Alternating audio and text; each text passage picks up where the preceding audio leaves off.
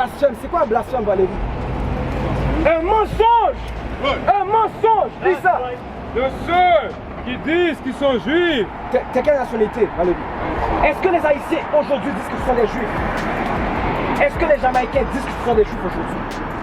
Donc ceux qui disent qu'ils sont juifs, c'est eux là-bas. On va voir comment est-ce que Dieu les appelle. Lis ça. Et ils ne le sont pas. La Bible dit que ce ne sont pas des vrais juifs. Ils sont quoi? Mais sur la synagogue de Satan. Ils sont la synagogue de Satan. Pourquoi? Parce qu'ils sont passés pour nous. Qui sommes le peuple élu de Dieu, Valérie. Tu as mentionné tout à l'heure que tu étais chrétien, n'est-ce pas? Donc la question que tu as posée, est-ce que, tu dis que tu es chrétien, est-ce que tu suis la doctrine de la Bible ou tu suis la doctrine d'une personne qui n'est pas décrite dans la Bible? Parce que cet homme-là, dans toutes les dénominations du monde, ils disent que Christ est un homme blanc. Mais la Bible dit qu'il est noir.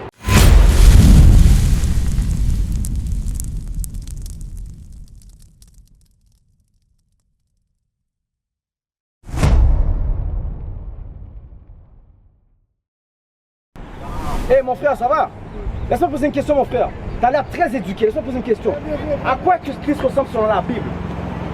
À quoi est-ce que Christ ressemble selon la Bible? Est-ce que tu es chrétien? Tu crois la Bible? C'est quoi ta croyance? T'es quelle dénomination? Viens parler avec moi, viens parler avec moi. Tu n'as pas de religion chrétienne, ok. Cet homme qui est ici, on dit que c'est Christ, n'est-ce pas? Donc, je suis en train de montrer au frère ici. Le frère ici dit que c'est une fausse photo. Pas de problème, on va le prouver. Tu comprends? C'est la raison pour laquelle on est là. Donne-nous juste 2 secondes et si tu as des questions, donc je dis on est là. Bon, verset 14 et 15. Verset 14. Oui. Sa tête et ses cheveux étaient blancs comme la laine. Blanc comme la laine, on parle de la révélation de Jésus-Christ. Sa tête et ses cheveux blancs comme de la laine. Jusqu'à là, à droite, c'est ça qui s'identifie à ce qu'on lit ici. Continue. Aussi blanc que la neige. Continue. Et ses yeux étaient comme une flamme de feu. Et ses pieds semblables à du beau cuir. Mon frère, si tu retires tes souliers, je suis quand même capable de voir que tu es un homme noir. Tu n'es pas blanc, tu n'es pas caucasien.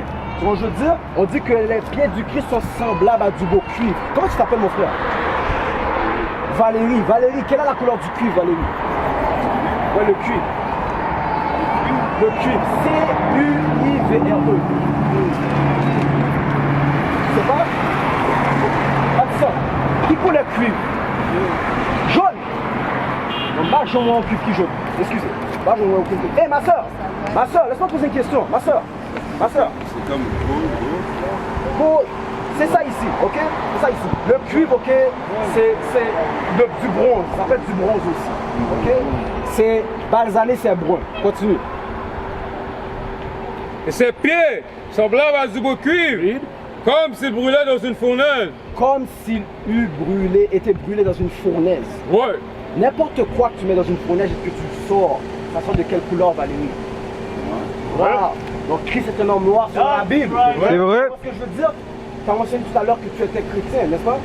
Donc la question que tu as posée, est-ce que, tu dis que tu es chrétien, est-ce que tu suis la doctrine de la Bible ou tu suis la doctrine d'une personne qui n'est pas décrite dans la Bible? Parce que cet homme-là, dans toutes les dénominations du monde, ils disent que Christ est un homme blanc.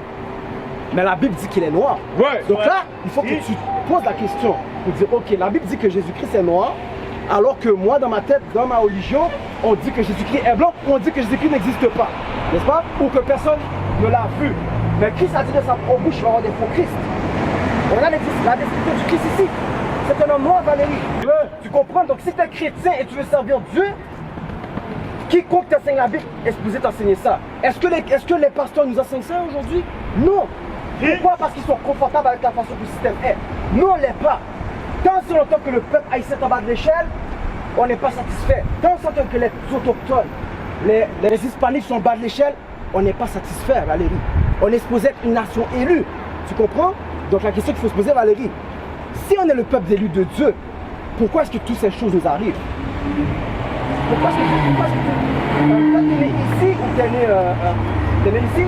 Lorsque tu regardes la communauté haïtienne, que ce soit ici en Haïti, on est un peuple en bas de l'échelle. Pourquoi est-ce que Dieu permet que ça nous arrive si on est le peuple de Dieu? Je te demande, devine pas, Valérie. On est là pour répondre à ces questions-là. Et tu vois, spirituellement, nos ancêtres s'est posé la même question et je vais te le montrer aujourd'hui. Donc moi, Jérémie 16, verset 10. Jérémie 16, verset 10, ok? Jérémie 16, verset 10, rapidement, ok?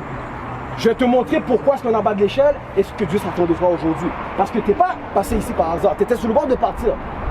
Tu as été interpellé quand je t'ai dit, quand je t'ai parlé du Christ. Mais ça, c'est juste une fraction de ce qu'on enseigne. On enseigne beaucoup plus que ça. Donc, pourquoi est-ce que Dieu fait en sorte que ces jours nous arrivent? Dis ça. Jérémie 16, verset 10. Oui.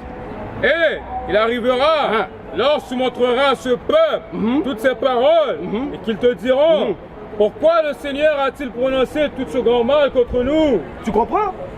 Je t'ai montré que Christ est un homme noir, que les personnes qui habitent sur le territoire d'Israël sont des gros juifs, et en même temps, tu te dis, mais pourquoi est-ce que tout ça nous arrive alors qu'on est les vrais enfants d'Israël? Spirituellement, la même question se pose. Donc là, je vais te donner la réponse. Lis ça. Ou quelle est notre iniquité? Iniquité, c'est péché, transgression des commandements de Dieu. Qu'est-ce qu'on a fait de mal? Tu vas voir ta réponse aujourd'hui, Valérie. La réponse que tu voulais depuis aussi longtemps, Dieu, par l'entremise du Christ, a fait en sorte que tu vas l'avoir aujourd'hui. Dis ça. Ou quel est notre péché? Continue. Que nous avons commis contre le Seigneur, notre Dieu? Continue. Alors tu leur diras. Je vais te dire à toi, Valérie, pas par moi, mais par la Bible, quoi? Parce que vos pères m'ont abandonné, dit le Seigneur. Nos ancêtres ont abandonné le Dieu d'Israël, Valérie. On va savoir comment. Oui. Et ils sont allés après d'autres dieux. Ils sont allés après d'autres dieux, après d'autres religions. Quelle religion? Ceux-là ici. Dites, Notre peuple sont dans toutes ces religions aujourd'hui. enseigne ton peuple. Là, dans Jérémie 10, 16, verset 10, on parlait d'idolâtrie. Mais il n'y a rien de nouveau sur le soleil jusqu'à aujourd'hui. Le peuple haïtien, ils sont dans toutes des religions qu'on nous a donné de force. Lorsqu'on est sorti de ces bateaux, tu comprends ce que je veux dire? Voilà pourquoi est-ce que Dieu permet que ce mal nous arrive, parce qu'on a les oreilles contre lui et on est allé vers des idoles. La religion la plus populaire de la communauté haïtienne, c'est le vaudou. Tu comprends ce que je veux dire? Qu'est-ce que le vaudou fait pour la communauté haïtienne présentement, Valérie? Si le vaudou était vraiment la solution, pourquoi il y a encore tout ce bordel en Haïti? Tu comprends ce que je veux dire? C'est de ça que Dieu parle. Lis ça. Ils sont allés après d'autres dieux. D'autres dieux. Et les ont servis.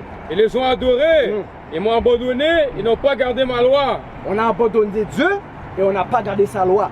De génération en génération jusqu'à aujourd'hui, on a abandonné Dieu et on n'a pas observé sa loi. Mon frère, on est là pour enseigner à notre peuple comment revenir à Dieu de la bonne façon. Tu comprends, Valérie? Donc la question qu'il faut que tu te poses, Valérie, ceci étant dit, qu'est-ce que Dieu s'attend de toi maintenant? Dans Deutéronome 10, verset 12. Tu comprends? Maintenant qu'on a clarifié que Dieu a permis que ce mal nous arrive, l'esclavage par bateau, la colonisation, les religions, la politique, la doctrine. Maintenant qu'on a établi que c'est à cause du péché, qu'est-ce que Dieu s'attend de nous en tant qu'enfant d'Israël? Parce que tu es un Dieu, Valérie. Dieu t'a fait la sorte de grandes choses. Mais il faut savoir qu'est-ce qu'il faut faire par rapport à Dieu. Lis ça.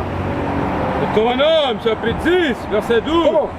Et maintenant, ô Israël. Maintenant, ô Valérie, tu es un Israélite de la tribu de Lévi. C'est vrai. Continue. Qu'est-ce que le Seigneur... Mon frère, que le chandail noir. Mon frère, est-ce que le chandail noir? Oui, toi. Oui, excuse-moi. Est-ce que tu savais que tu étais un Israélite selon la Bible? Tu es haïtien? De quel pays, mon frère? De quel pays, mon frère? Tu vois, on est tellement oppressés qu'on n'est même pas capable de se parler les uns envers les autres. Dieu a prophétisé ça, mon frère. Je suis là pour le frère, mais mon frère mignon, mais c'est correct, je l'aime. C'est quand même un choisi de Dieu. Il va Deutéronome 10, verset 12 encore. Et maintenant, ô Israël, qu'est-ce que le Seigneur, ton Dieu, requiert de toi? Qu'est-ce que Dieu s'attend de toi, Valérie? Qu'est-ce que Dieu s'attend du frère ici, même s'il ne m'écoute pas, je l'aime, j'espère qu'il va écouter ça. Lis ça.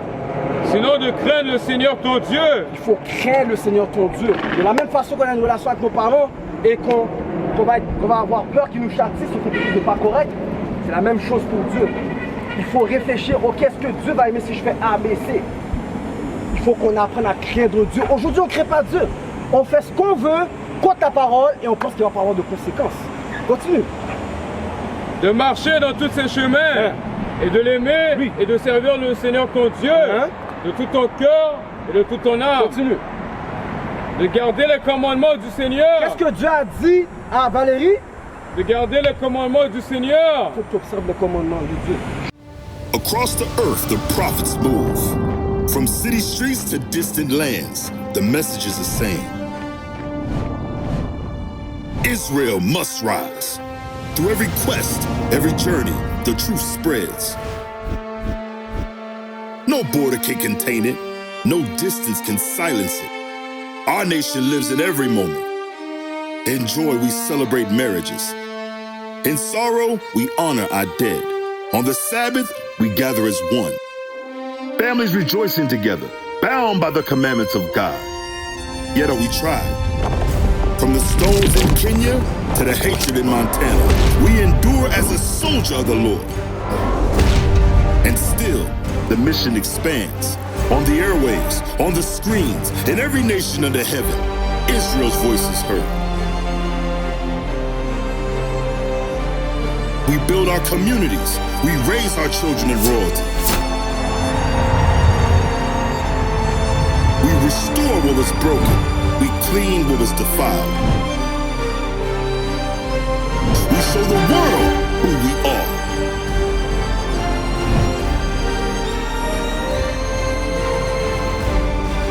This is Israel united in Christ. Nation in motion. Nation endures.